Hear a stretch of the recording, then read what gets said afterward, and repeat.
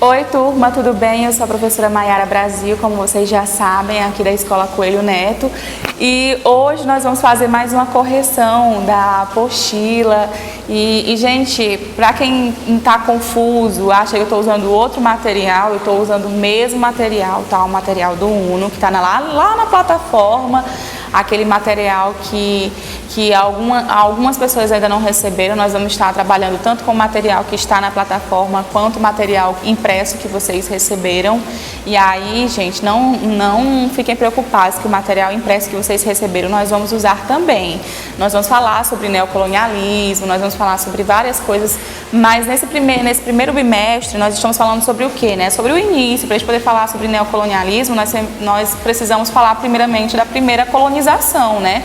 Neo vem de novo, novo, né? Colonialismo, essa relação de exploração das colônias entre os europeus e os africanos, na América Latina, depois na América do Norte. Então nós estamos aí estudando essa relação mesmo de colonização, para depois falar sobre o neocolonialismo, sobre a questão burguesa na Europa, tá? E, gente, hoje nós vamos corrigir, como eu falei para vocês, aquela atividade do capítulo 1. Nós já finalizamos a apostila mesmo, então essas duas próximas aulas vai ser só de correção de apostila. Eu ainda não passei o segundo capítulo, apesar de ter terminado a unidade toda, eu não passei o segundo capítulo.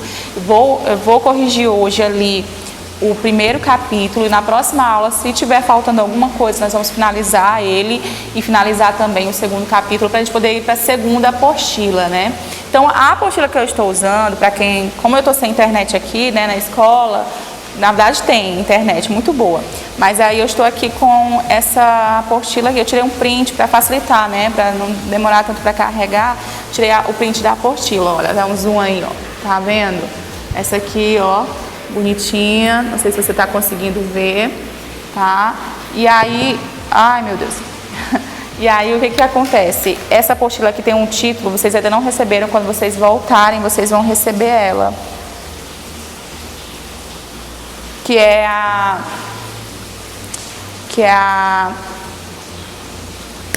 é só botar aqui um pouquinho. Olha, essa apostila aqui é a colonização da América. O título dela realmente é esse, ó, Colonização da América, que tem aqui uma pintura, né? Na verdade é uma pintura sobre a insurreição pernambucana, que a gente já finalizou na aula passada. E aqui embaixo tem os dois tópicos falando sobre os dois capítulos, né? O primeiro tópico falando sobre o capítulo que falava de colonização portuguesa na América, e o segundo aqui a economia na América portuguesa e o Brasil holandês, né? E finaliza com a questão do patriarcado, com a família, a construção da família, a construção da educação no Brasil, quem eram as pessoas educadas, né? Na aula passada eu falei para vocês que a educação mesmo era para a elite branca, né? Mas os indígenas também passaram pela catequese, só que a educação era um pouquinho diferenciada, diferente ali da elite branca, tá bom? Então é essa aqui. E aí se você for ver lá no seu material, é o quê? É a 7, módulo 7. Né? Então são 6 apostilas por ano, então finaliza no primeiro ano com a 6ª, e aí vocês iniciaram com a 7. E aí a tendência da gente ver é 7, 8, 9, 10, 11, 12, né? 1, 2, 3, 4, 5, 6. Aí a gente vai finalizar ali no final do ano com a número 12 e o material impresso de vocês, tá bom? Então vamos lá. A nossa atividade começa o seguinte, vou ler aqui a questão para vocês, página 11. Em relação aos povos tupi, e aí você vai ver que aqui eles não colocam tupis, é de propósito mesmo, porque, como eu falei para vocês uma vez em sala de aula, quem estava na sala de aula escutou que quando eu falei que era tupi, mesmo que toda a oração esteja no plural, o tupi permanece no singular, né? Para permanecer essa identidade desses povos indígenas que usavam esses dialetos no singular. Então não se fala tupis, fala tupi, os tupi. Parece meio estranho, né? Parece que a concordância não está rolando aí, mas é isso mesmo, tá? Então vamos lá. Em relação aos povos tupis, identifique as alternativas incorretas e corrija. Então nós vamos ter aqui as alternativas. Ela é uma questão que eu gosto, né? Que é de objetiva e depois é subjetiva, você tem que comentar a sua resposta. Então vamos ver aqui, é para comentar uma por uma. Então letra A. tupis eram o quê? Caçadores e coletores. Os tupis não praticavam agricultura. E aí, procede isso? Procede essa afirmativa? Vamos ver aqui, né? Letra B. A antropofagia expressava a importância da guerra para os indígenas. E aí, procede? Para os povos indígenas, perdão. Letra C. Os tupi permaneciam a família linguística tupi-guarani, pouco falada entre os indígenas. O tupi era pouco falado, gente, aqui antes dos portugueses chegarem, né? Qual era os troncos linguísticos que existiam aqui no Brasil? Quais eram as mais fortes, hein, gente? Vocês lembram aí? A gente comentou sobre isso. D. Não existia uma autoridade formal nas aldeias, mas os guerreiros mais corajosos, os caciques e os pajés, tinham muito prestígio. E aí? O que vocês acham? Pausa aí o vídeo de vocês, pausa aí, né? Se vocês querem responder, né? Pausa aí e me respondam, né? Se vocês já estão tudo respondidinho, né? Já está na minha lista de pessoas que fizeram atividade. O que é que vocês acham aí? Vamos comentar, né? Vamos começar pela letra A. Caçadores e coletores. Os tupis não praticavam agricultura. E aí, gente, procede? Procede. Os tupis, eles não tinham ali essa agricultura bem formada. Eles tinham, claro, ali alimentos, mas a maior parte dos tupis guaranis, eles tinham uma forma muito simples de moradia, tinha uma forma eles viviam mais da coleta e da pesca, realmente. A agricultura não era assim como a gente conhece hoje, né? Isso não tinha muito aqui no litoral do Brasil. Nós vamos ter o que mais? A antropofagia expressava a importância das guerras para os povos indígenas. Então essa aqui é um pouco confuso, né? Porque você pensa, nossa, você pensa assim, mas não, eles gostavam de guerrear, e aí depois que acabava a guerra, pegavam uma pessoa qualquer e faziam ali um churrasquinho. Não, né, gente? Não é bem assim, não. Então, o que eles faziam? Eles realmente tinham essa cultura antropofágica, ou seja, eles pegavam os seres humanos, pessoas, né, e ali consumia a carne dessas pessoas, mas tinha um objetivo religioso. Qual era o objetivo religioso? Era de absorver, de certa forma, a força que aquele guerreiro tinha, porque os guerreiros realmente tinham um olhar, um prestígio aí para essa sociedade, mas não era porque eles exaltavam a guerra, mas é porque tinha um sentido religioso, não era em relação à guerra, era em questão de fé, tá bom? Então vamos ver aqui, até agora a letra A está mais semelhante da nossa resposta. Então vamos lá. Os tupis pertenciam à família linguística tupi-guarani, pouco falada entre os indígenas. E aí, gente, é verdade? Lógico que não, né, gente?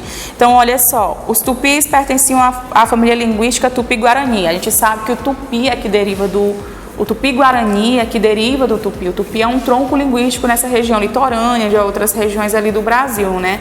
Mas aí, se você for olhar bem, os tupi-guaranis é um desses povos que falam tupi, ou seja, dentro do tronco linguístico tupi tem ali etnias que falam tupi. Aí tem os que eu esqueci o nome agora, que a gente falou muito na sala de aula, os tupinambás, né? Tupinambás deriva do tupi, eles têm ali o dialeto geral do tupi, tem os tupi-guaranis que também falam tupi, então é o contrário, é o tupi, que é o tronco linguístico, e o tupi-guarani, os tupinambás, eles aí são essas variantes do tupi, são essas etnias que nós vamos encontrar no tupi. A pergunta é o seguinte: a primeira atividade econômica empreendida pelos portugueses na América foi a extração do pau-brasil. Tá? Então, a primeira atividade econômica empreendida pelos portugueses na América foi a extração do pau-brasil. Então, veja bem, o que os portugueses queriam? Vamos revisar um pouquinho essa história. O que os portugueses queriam, gente? Os portugueses queriam encontrar as especiarias. Eles estavam vivendo um momento da vida deles que eles queriam encontrar as especiarias e aí eles criaram novas rotas. Só que quem descobriu realmente a América, que não sabia que a América existia, apesar dos indígenas já estarem habitando lá, foram os espanhóis. Mas os portugueses não. Desde o início eles sabiam que tinha as terras brasileiras. Eles vieram para cá para saber o que poderiam explorar nesse novo mundo, nessas novas terras. Então, os portugueses, eles sabiam exatamente onde é que eles estavam chegando. Então, eles queriam mesmo, desde o início, era explorar uma matéria-prima, explorar, tirar as riquezas, o que tivesse nessa terra que era desconhecida. E aí, gente, aí começa. Quando eles chegam aqui no Brasil, eles vão ter um encontro com os indígenas, vão ter um encontro harmonioso, entre aspas, com os indígenas, vai conhecer ali o local e por alguns anos, em torno de 30 anos, ficam ali na costa brasileira, observando, esperando os comandos da coroa portuguesa. O que é que a coroa portuguesa ia fazer? Porque eles pensavam que iam achar especiarias, iam achar as riquezas um pouquinho mais evidentes, como os espanhóis acharam na América Central. E não foi bem assim que aconteceu. Então vamos ver o seguinte, olha, letra A. Cite as propriedades que fizeram do pau-brasil um valioso produto comercial. Então, gente, nós sabemos que o pau-brasil ele vai ser importante nesse primeiro momento para os portugueses. Os portugueses não tinham lá muitos, não tinha especiarias, eles não tinham comércio formado aqui no Brasil, não tinham um comércio formado no Brasil. Então, eles precisavam fazer o quê? Eles precisavam retirar alguns recursos. Eles não acharam os mesmos temperos, as mesmas especiarias que eles achavam lá na Índia. Então, as especiarias foram descartadas a primeiro momento. Os espanhóis estavam achando ouro, estavam achando prata, eles não estavam ali conhecendo o território, parece que não tinha muito ouro ali, não tinha uma coisa muito evidente de riqueza. Então, eles começaram a pensar em uma outra estratégia. Perceberam que tinha uma árvore lá que podia ser útil em relação à exploração. Por exemplo, o pau-brasil, que ficou conhecido como pau-brasil. E aí o pau-brasil, ele tinha uma madeira muito boa para poder fabricar objetos, para poder fabricar utensílios, artigos de madeira, tudo que você possa imaginar de madeira, porque a madeira era resistente, mas não só por causa da madeira. Dessa madeira era extraída uma cor vermelha que dava para atingir os tecidos, né? Como vocês estão vendo aqui, ó, eu faço aula de vez em quando numa mesa azul. Na mesa azul parece que o cenário fica outro, né? Parece que fica diferente. Quando eu coloco aqui a mesa vermelha, parece que dá uma vivacidade no vídeo, porque o vermelho ele é uma cor forte, é uma cor primária que causa na hora que você chega em um lugar. A cor vermelha ela é muito bonita, né? É uma cor viva, é uma cor quente. Então o vermelho era uma cor que era rara e que quem usava eram os mais ricos, eram os mais poderosos. Até hoje o vermelho é uma cor que causa muito impacto nas pessoas, uma reação biológica natural nas pessoas. Então olha só o que ele está dizendo aqui, que o pau-brasil ele foi usado para quê? Primeiro pela madeira, como eu já tinha falado para vocês, e por esse tingimento vermelho avermelhado que existia no pau-brasil. Então essas propriedades de tingimento que eu falei para vocês, que dava cor avermelhada e a sua madeira. Vamos lá para a letra B, né? Identifique e explique o sistema de trabalho utilizado pelos portugueses para a obtenção da madeira. Identifique e explique o sistema de trabalho utilizado pelos portugueses para a obtenção da madeira. Eu escrevi aqui a resposta, eu vou ler junto com vocês. A extração desta matéria-prima contava com a mão de obra indígena.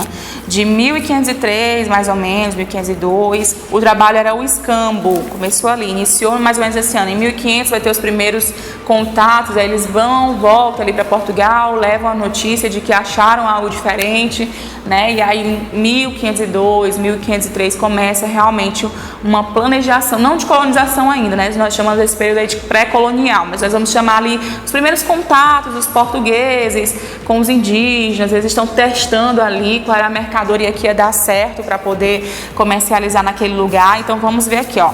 Vamos ter o quê? A extração desta matéria-prima contando com a mão de obra indígena. Nesse primeiro momento aí, nesses primeiros anos de contato entre portugueses e indígenas, vai ter, como eu falei para vocês na questão anterior, vai ter um convívio um pouquinho harmonioso, um pouquinho pacífico. Por quê? Porque eles não vão ter uma guerra indireta. Os portugueses ainda não estão a fim de escravizar em grande escala os indígenas. Não que isso não tenha acontecido em algumas regiões, aconteceu sim. Mas nesses primeiros momentos, os portugueses ofereciam, né, tecidos, joias portuguesas, que na verdade não eram joias, eram bijuterias a maioria das vezes. Por isso que muitos autores, muitos historiadores fazem uma sátira, né, um sarcasmozinho em relação às trocas aí que os indígenas recebiam, que para os portugueses não tinha valor nenhum, né, que eram como espelhos, como bijuterias, tecidos, mas para o indígena que nunca teve contato com aquilo, gente, é um outro universo. Por exemplo, eles não tinham a indústria têxtil, não tinham a indústria do tecido, eles faziam as coisas manualmente, bem no artesanato, artesanato, e aí chega tecidos que já são de quase de que um serviço de manufatura, né, de uma cultura diferente que eles nunca tinham sonhado, que iam ter contato, né. Então olha que espetacular o contato com outros povos, né. Pena que os portugueses não tiveram essa mesma visão. Os portugueses olharam para os indígenas de forma superior, os portugueses como superior e os indígenas como inferiores. Então nesse primeiro momento vai ser usada mão de obra indígena, ainda por troca de escambo, ou seja, trocas de mercadorias. Ainda não vai ter muitos conflitos, porque os conflitos vão começar quando os portugueses vão querer obrigar mesmo, aí já é a próxima questão, né? Quando os portugueses forem querer ali brigar por causa querer que os indígenas, sem troca nenhuma, sem troca de nenhuma mercadoria, que os indígenas trabalhassem nas fazendas de açúcar, né, os grandes engenhos. Então, o trabalho era o escambo. Depois de 1530, os conflitos aumentam porque os portugueses queriam escravizar os indígenas. Depois de extraídas, eram levadas aos navios, e esse processo era monopolizado pelos europeus, pelos portugueses. Por sua intensa exploração, tornou-se um símbolo nacional. Então essa é a continuação, né? Ou seja, pegava essa matéria-prima, levava para os navios, depois que ela era extraída, leva processada, e os portugueses, eles faziam o quê? Só pode retirar daqui os portugueses, os franceses têm que sair dali, porque os franceses estavam ali, como se fala aqui no Maranhão, né, arrodeando ali o espaço, ficando ali ao redor da costa brasileira, ficava ali querendo ocupar o território, né? Os franceses vão entrar de forma significativa no Brasil, mas os portugueses vão estar sempre ali tentando expulsar eles. Nesse primeiro momento pré-colonial, os portugueses estão tomando medidas paliativas para poder diminuir ali a frequência dos franceses na costa brasileira. Nós vamos ter a terceira questão agora, né? Graças a Deus, né? A professora está falando demais, professora. Vamos lá. Terceira questão. Responda as questões referentes à população indígena. Eu tô brincando, eu amo dar aula, né? Tô com saudade de vocês. Olha, terceira questão. Responda as questões referentes às populações indígenas pré-coloniais. Responda as questões referentes às populações indígenas pré-coloniais. Letra A. Quais eram as diferenças entre a sociedade indígena hierarquizadas e as igualitárias? Aí você pausa aí, se você não respondeu, pausa aí, pensa e volta. Pensou? Então, bora lá. Então, eu separei aqui, ó. A principal diferença que vai ajudar muito os colonizadores espanhóis é que no Brasil nós vamos ter o quê? Vamos ter indígenas que não eram hierarquizados, nós vamos ter indígenas que são igualitários, ou seja, não tinha um chefe, todo mundo era igual, né? Todo mundo tinha a sua própria forma de viver, todo mundo se respeitava, tinha aqueles costumes que eram sociais, indígenas, mas todos obedeciam, então era tudo tranquilo, era tudo na paz. E nós vamos ter o quê, gente? Nós vamos ter também ali os indígenas da América Espanhola, né? Ali os indígenas da região central da América, que eram o quê? Eram pessoas que tinham já uma hierarquia antes de chegar. Lembra lá dos maias? Os maias tinham uma forma hierárquica. Lembra lá dos incas? Os incas também tinham uma forma hierárquica, tinha o imperador, tinha ali os sacerdotes, aí tinha a classe média, que a classe média vai ser ali os comerciantes, né? E tinha as pessoas mais pobres, os camponeses, que era a base de toda a economia, e eles sustentavam realmente ali os outros dos imperadores. E ali nós vamos ter os grandes astecas. Os astecas nem se fala, né? Os astecas era conhecido como o povo guerreiro, né? O povo que gostava de guerrear, que era forte, com uma hierarquia muito forte, com um comércio muito forte, com sociedades, classes sociais bem definidas, com um imperador, né? Então nós vamos ter os astecas aí também com essa hierarquia. Então o que aconteceu? Quando Cortés e outros aparecem na América Espanhola, que nós chamamos de América Espanhola, que é a América Central, eles vão apenas derrubar os líderes. E quando eles derrubam os líderes, eles controlam os demais líderes, os que estão abaixo do imperador. E aí, controlando esses governadores, eles controlavam toda a região, ou seja, eles controlavam a cabeça. Quando eles controlavam a cabeça, todo o corpo obedecia, todo o corpo obedecia. Então, para os espanhóis foi mais fácil fazer isso aí, porque tinha nomes específicos que poderiam ser derrubados, tinha uma forma de funcionamento lá deles hierárquico que era só continuar a fazer umas pequenas transformações. Os astecas, os maias e os incas, como eles tinham uma hierarquia. De certa forma, a Europa também tinha uma hierarquia, tem uma hierarquia, né? Até hoje tem aí sociedade de reis ali na Inglaterra, mesmo que parlamentar. Mas olha só, os europeus tinham uma hierarquia, os astecas tinham hierarquia. Então, a forma dos indígenas pré-colombianos, né, de funcionamento ali na América Central era semelhante aos europeus. Então, foi só para eles mudar pequenas coisas, dar pequenos ajustes a favor dos europeus e deu tudo certo para os espanhóis. Mas já para os portugueses, misericórdia, gente, foi mais difícil. Olha só, pega lá, o Pedro Álvares Cabral chega no Brasil, tinha o quê? Tinha muitos indígenas que não tinha, perguntou quem era o líder, não tinha líder, tinha os mais velhos que eles respeitavam, tinham ali os mais guerreiros que eles respeitavam, mas não tinham um líder. E agora, o que vai fazer? Né? O que vai fazer?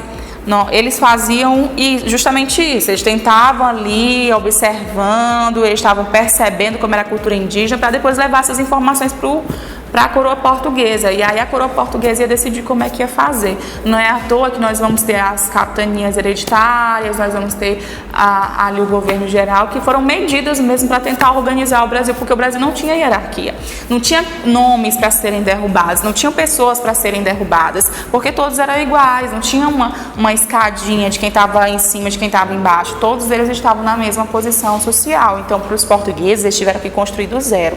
Foi mais de uma tentativa para poder dar certo, e ainda tiveram outras dificuldades que nós vamos ver mais na frente, né? Outras dificuldades bem pesadas.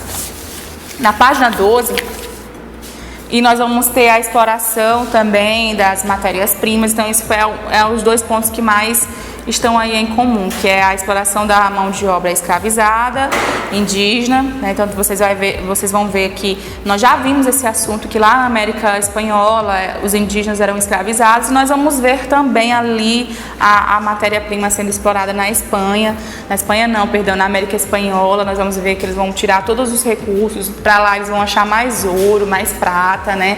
Então, por causa disso, as matérias-primas vão ser muito sugadas na Espanha, e aqui em Espanha não é a colônia espanhola. E aqui em Portugal nós vamos ter exatamente isso, nós vamos ter a exploração indígena, que é nesse primeiro momento de escambo, pré-colonial, não tem tantos conflitos, mas após esse momento, após o período ali que já é considerado colonial mesmo, depois de 1530, vai ter muitos conflitos com os indígenas, querendo escravizar os indígenas, escravizando alguns indígenas. Os que conseguiram fugir, deu certo, né? Os que não conseguiram fugir, ou foram mortos ou escravizados. Então, esses são os dois pontos aí que são em comum: a mão de obra escravizada indígena e esses recursos de matéria-prima que eram muito explorados. Primeiramente, quando era o pau-brasil, né? Esse era o primeiro recurso natural, a primeira matéria-prima. Depois, nós vamos ter o açúcar, o ouro, o café, a pecuária, o algodão, o arroz. Então, o Brasil, né, até depois da proclamação da República, continuava muito agroexportador, e até hoje é muito agroexportador, né? Então, ali a letra C fala o seguinte: a letra C fala de que forma se organizava a maioria das sociedades indígenas que habitavam a região da América dominada pelos portugueses, né? Então, aqui, ó, é uma pesquisa.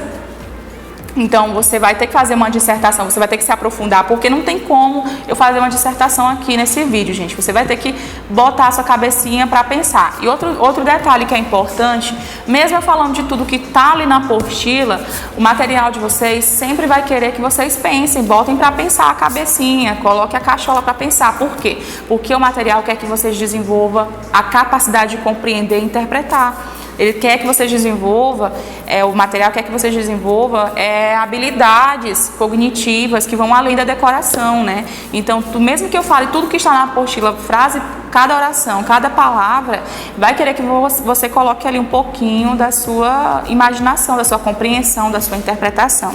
Então, bora lá, como é que se organizava os indígenas espanhóis, né?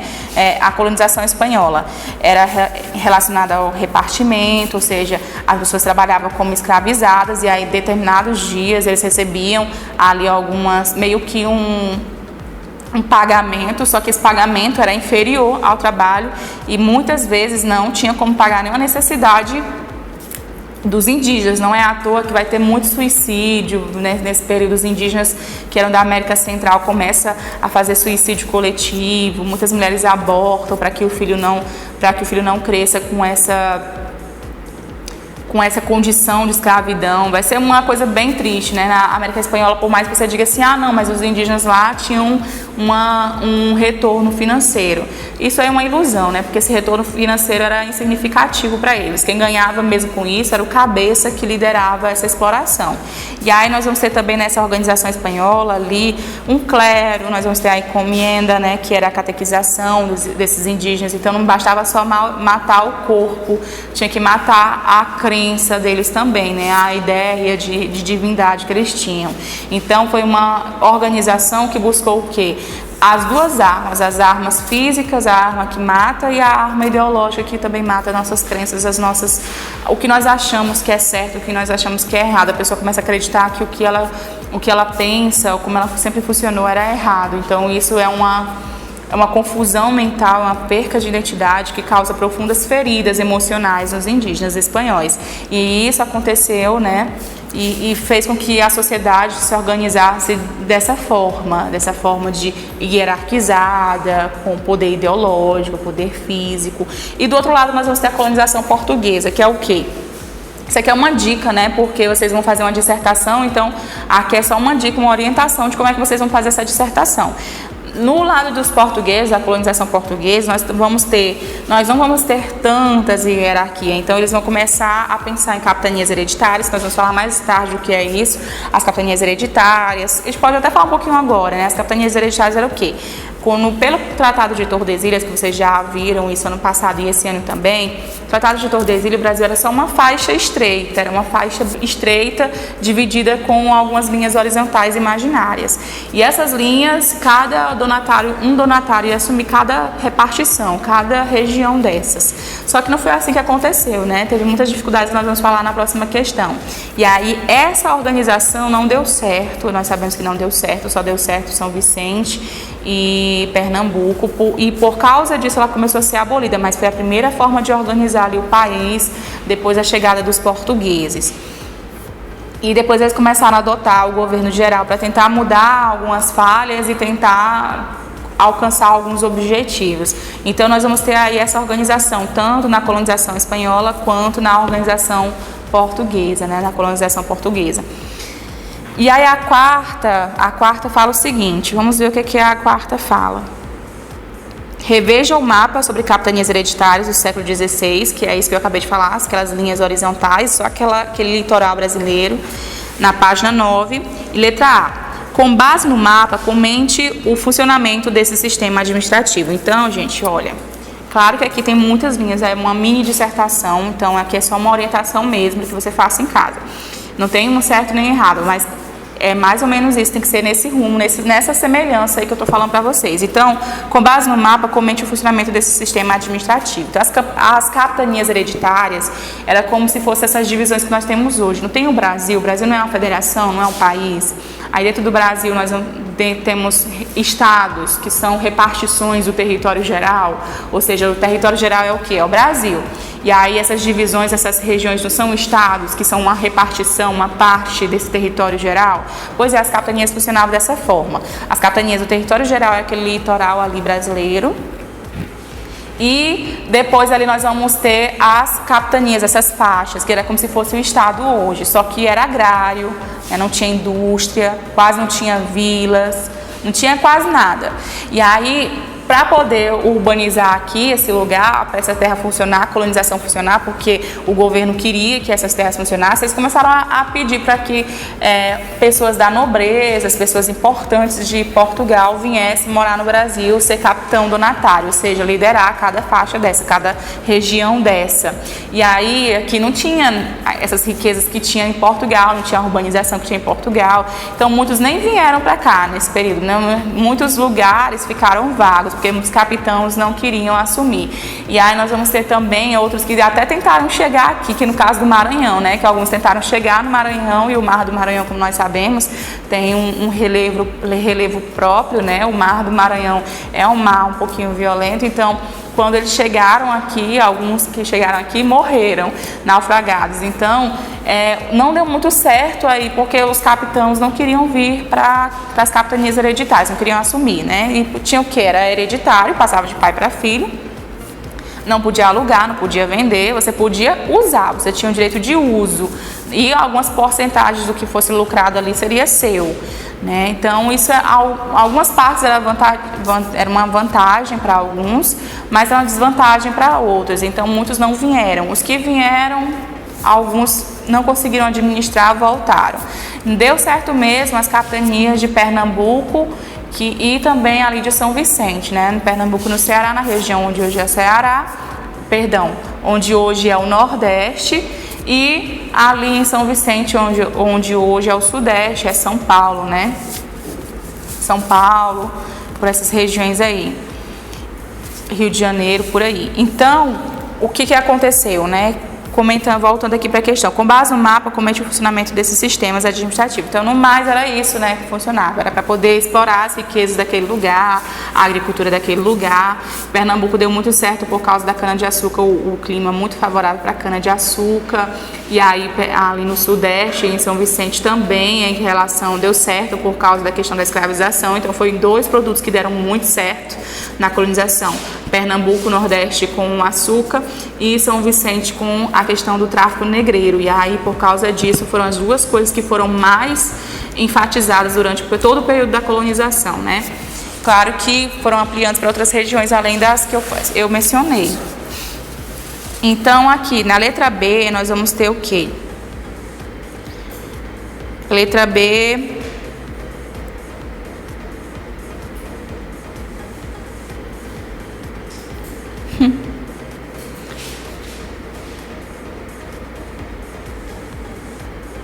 Explique. Não, não é essa, não.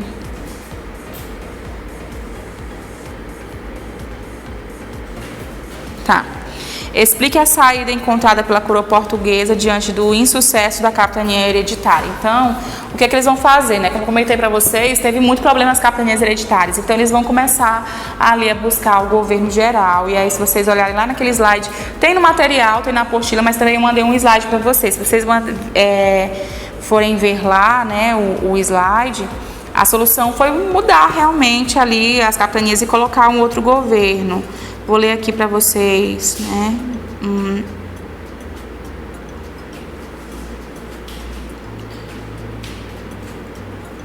Tá.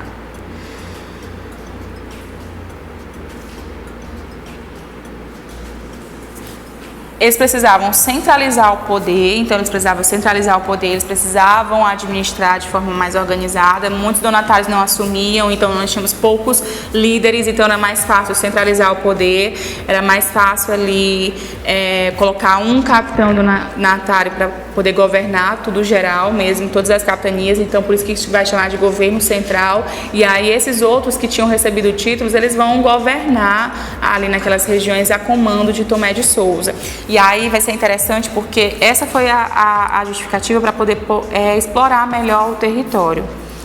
Mas aí é só uma dica mesmo, porque é uma dissertação. Então vocês vão ter que fazer em casa.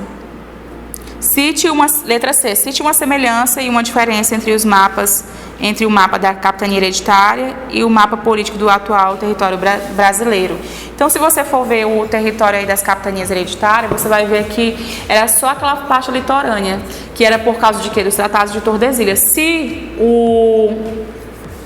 Se o português tivesse respeitado esse Tratado de Tordesilhas, provavelmente o Brasil seria só essa parte litorânea, onde tem o Pará, onde tem a Amazônia, onde tem ali muita parte do centro-oeste, não seria habitada. Por quê? Porque o que seria o Brasil seria só aquela faixa, aquele território. Então, a partir de alguns anos, né, de várias coisas aconteceram, os jesuítas começaram a invadir territórios, aldeamentos, os bandeirantes, aí nós vamos ter a União Ibérica, e tudo isso aí vai fazer com que? Vai fazer com que essa linha imaginária acabe sendo ilusória, as pessoas vão ultrapassando essa faixa etária até chegar, essa faixa imaginária, até chegar ali o que hoje nós conhecemos como território brasileiro, que foi esses encontros, essas disputas, essas situações que fizeram com que o português expandisse, fosse além de outros territórios, além do Tordesilhas. Então, nós vamos aqui. A quinta questão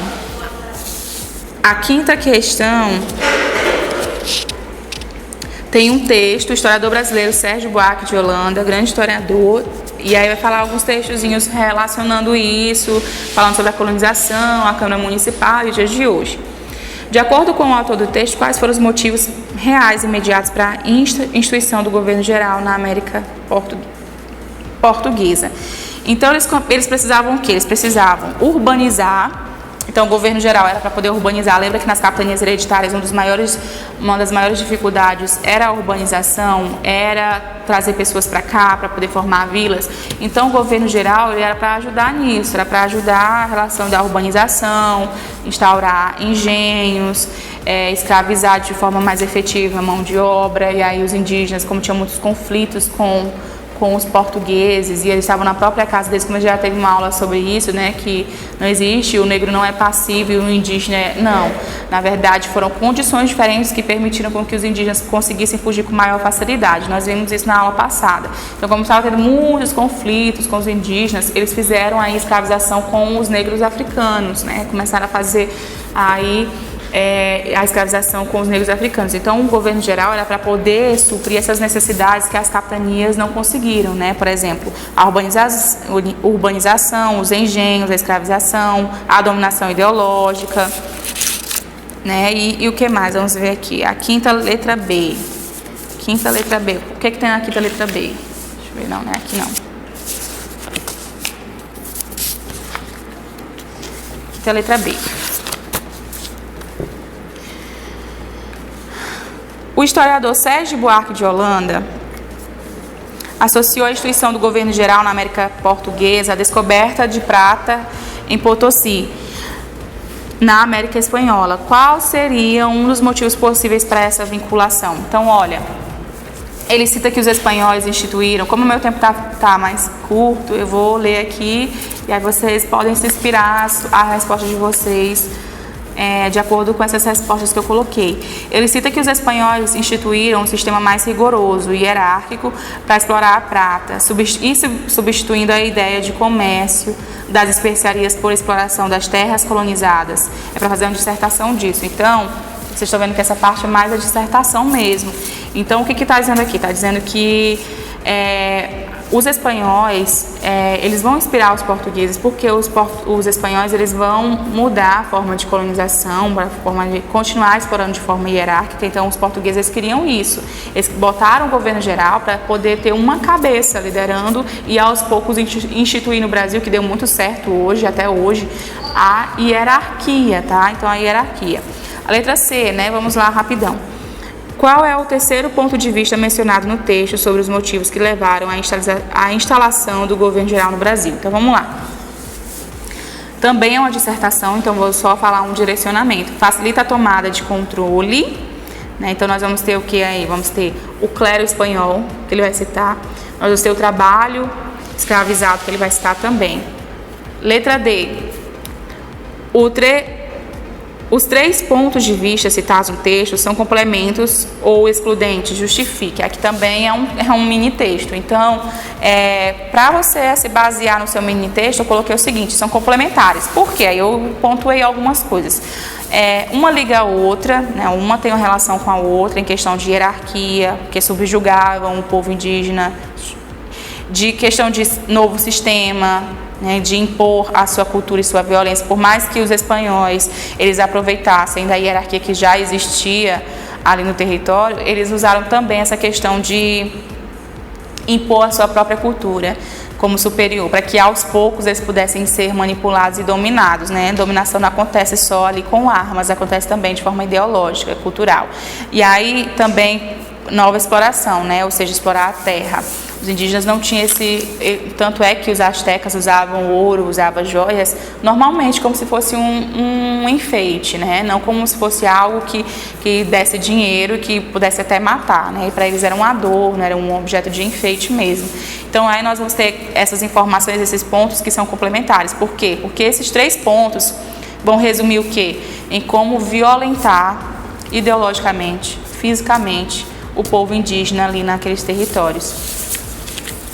E aí nós vamos ter mais um detalhe aqui, né? Vamos ver aqui, já estamos terminando, tá? Então vamos ver aqui, estamos terminando. 6ª questão. Leia os textos a seguir com base em seu conhecimento, elabore o texto dissertativo e argumentativo sobre o tema Câmara Municipal, as funções dessa instituição hoje comparadas ao período de sua fundação. Então eu coloquei aqui também, né, as câmaras municipais, né? Tem funções como hoje? Tem. Ele vai falar algumas coisas legais que eu também pontuei, ó. Por exemplo, 2 vezes na semana, né? As pessoas se reuniam lá, os parlamentares da Câmara Municipal se reunia 2 vezes na semana no período colonial. E hoje também, né? Tem uma carga horária reduzida, já mais tranquila. Assuntos do cotidiano, eles falavam sobre assuntos do cotidiano, regras gerais de cada região. Então até hoje tem isso, né? Eles se reúnem para poder decidir as coisas mais importantes do convívio social, né? Como as pessoas vão funcionar, as regras que precisam obedecer, para que todo mundo esteja bem naquela sociedade. Assim também como tinha uma função de fiscalizar, de abastecer, ou seja, não podia faltar comida, e se tivesse faltando a comida, como é que nós vamos fazer para que esse povo viva bem, fiscalizar para que todo mundo esteja fazendo os projetos de forma correta, as leis de forma correta.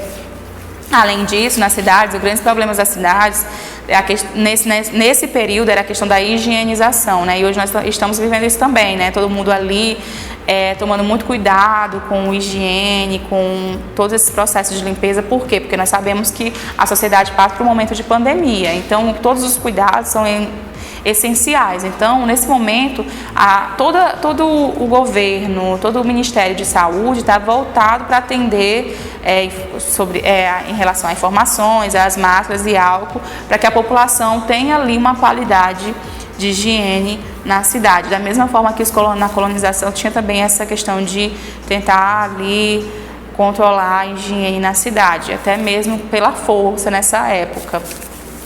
Então, na página 21, nós vamos ter, estamos terminando, na página 21 nós vamos ter ali o texto que vai terminar aqui. E aí na página 21, na primeira questão, vai falar assim, ó: a Igreja Católica foi a principal aliada à coroa portuguesa no processo da colonização da América. Quais foram as 2 principais instituições da Igreja Católica que atuam no Brasil? Então, letra A. Os jesuítas com as catequese, reduções e aldeamentos, além dos bandeirantes. Nós vamos ter os bandeirantes e os jesuítas, que vão ser as 2 principais instituições. Mas quando se fala católica, nós vamos falar o quê? Nós vamos ter a catequese ali para a elite branca e nós vamos ter a catequese, as reduções, aldeamentos para os indígenas. Então, nós vamos ter essas 2 instituições católicas, né? Aquela que é voltada para a elite branca e aquela que é voltada para os aldeamentos e as reduções. Reduções era porque teve um padre que chegou aí, por coincidência, levando doenças, não por coincidência, mas acabou exterminando todo o grupo da aldeia, por causa das doenças que levavam. E aí nós vamos ter aí a letra B. Diferencia os objetivos dessas instituições e os métodos empregados por seus membros. Então, eu coloquei aqui. Diferencie os objetivos dessas instituições e os métodos empregados por seus membros. Então, nós vamos ter aqui as catequese para a elite branca, vai ser dividida por ensino, né? Para as mulheres, algo voltado para casa, bordado, né, essas coisas. E para os homens é mais relação ali de realmente participação da igreja, de como deveria se comportar um homem na sociedade, mas englobando essa parte política, essa parte aí social também. Claro que eles não ouviam muito as coisas que tinham que ouvir, ignorava. Então vamos para a próxima, segunda. Considere as afirmativas a seguir. Como ela é de marcar, eu vou só falar para vocês. Eu coloquei a afirmativa B, tá bom? Terceira, releia o texto citado da página 16 e responda as questões. Segundo o texto, por que no início da colonização portuguesa na América, a vida dos povos nativos não foi afetada? Segundo o texto, por que o início da colonização portuguesa na América, a vida dos povos nativos não foi afetada? Porque nesses primeiros anos aí de colonização, o português ele não estava realmente explorando de forma efetiva o território, ele estava ali trabalhando em relação a escambo, em relação a trocas, mercadorias. E aí, gente, a gente já comentou isso em outras questões, você pode voltar lá e dar uma olhada. Essas questões, como elas são subjetivas, são textos, e aí eu não tenho tempo de falar todos assim como se fosse uma dissertação, né? Isso aqui é só uma orientação mesmo para você responder a sua atividade. E aí nós vamos ter o que mais? Página 22, né? Página 22 é a última página. Página 22. Quando essa situação começou a mudar? Por quê? Né? Cadê?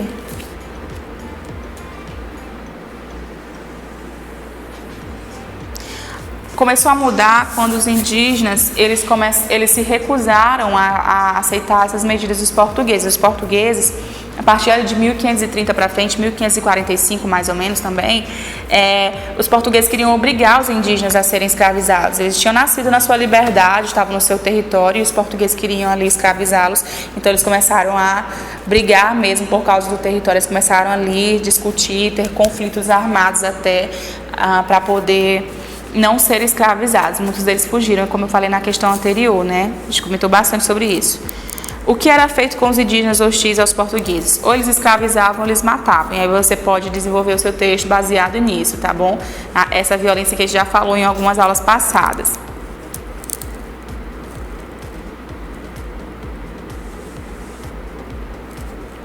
Nos dias de hoje, os povos indígenas no Brasil ainda sofrem com a ocupação de suas terras.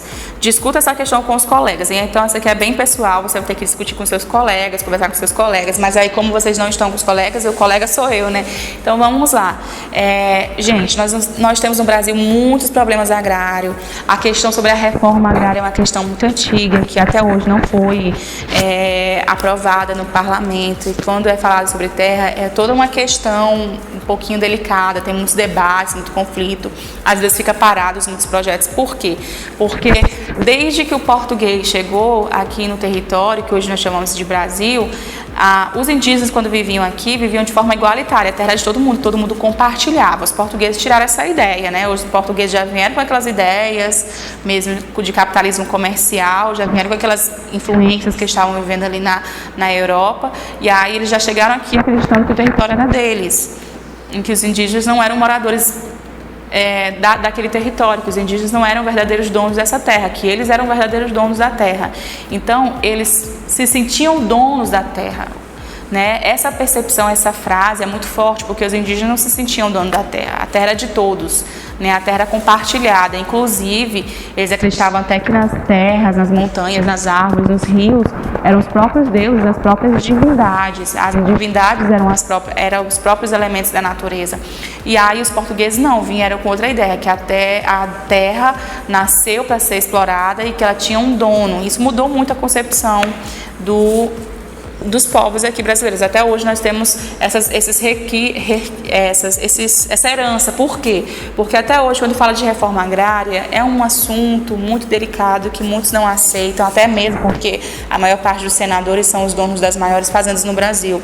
Então eles não querem abrir mão dos seus direitos, dos seus privilégios. Então aqui, ó, quarta questão, analise a imagem, leia o texto a seguir e responda a questão, né? Qual é a ironia apresentada na charge, o que revela sobre o Brasil atual. Então vamos voltar lá na charge. Tem lá os indígenas e está chegando ali os portugueses. E os indígenas falam assim: bom, adeus o sonho da casa própria. É uma ironia relacionando ao quê, né, gente? É algo bem atual que está ironizando. Ironizando o quê? Ironizando que hoje em dia, o que antes era compartilhado por todo mundo, hoje em dia é compartilhado com alguns, né? Algumas pessoas têm direito à propriedade. Na Constituição, todo mundo tem direito à propriedade privada, mas a realidade é outra. A realidade é que as pessoas, tem alguns grupos que têm muitas terras e a maior parte da população não tem nem onde morar. Alguns moram de casa alugada, mas tem alguns que nem casa alugada tem. Então temos muitas pessoas que são marginalizadas, que estão na rua sem ter casa. Então isso começou por causa desse conflito de propriedade privada, esse conflito de desigualdade social por causa da terra. Letra B, como o trecho do texto ganhar uma terra que não tem nenhum proveito e conquistá-la se relaciona com a charge? É justamente isso, né? Essa ideia de que o português, ele estava ali, a terra era para o uso dele, e aí aquela terra imediatamente não tinha nenhuma riqueza evidente. Então, praticamente, ele falou que aquela terra não tinha uso. É aquela ideia de que a terra não é a sua casa, que a terra trabalha para a tua existência. É a ideia de que a terra existe para te dar riqueza, que a terra existe para você sugar, só sugar dela. Não é à toa que nós estamos tendo muitos problemas ambientais. A ONU, como eu falei para vocês, emitiu um relatório que até 2030, nos oceanos vai ter mais saco plástico, vai ter mais lixo do que o próprio peixe. E olha que no oceano tem muito, muito peixe. Isso significa o quê? Que nós estamos cada vez mais destruindo com a natureza, pensando que a natureza vai se renovar facilmente, que a gente vai continuar ali só extraindo os recursos dela, mas não é assim que funciona. Nós estamos aos poucos destruindo aquilo que nos dá a vida, aquilo que nos dá realmente o sustento da vida. E aí nós vamos aí para a última questão de hoje. Embora o texto trate do início da colonização portuguesa na América no século XVI, é possível identificar nele elementos que remetem à atualidade? Justifique. Embora o texto trate do início da colonização portuguesa na América no século XVI, é possível identificar nele elementos que remetem à atualidade? Então é justamente isso que nós estávamos falando: problemas de propriedade privada, desigualdade social, né? Preconceitos relacionados à terra, essa Constituição que é muito bonita no papel, então você pode problematizar isso tudo. Leia os primeiros artigos da Constituição, né? É muito bonito que todo mundo tem direito à liberdade, à saúde, à educação, e também todo mundo tem direito de ter uma moradia. Acontece isso na prática? Não, não acontece isso na prática.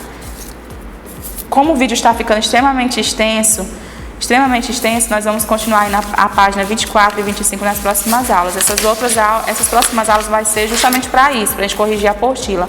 E eu repito, gente, eu estou trabalhando material, eu estou trabalhando esse material que eu mostrei para vocês, que está na plataforma, e vou trabalhar também o impresso de acordo com o plano de aula. Eu espero que vocês tenham gostado e até a semana que vem.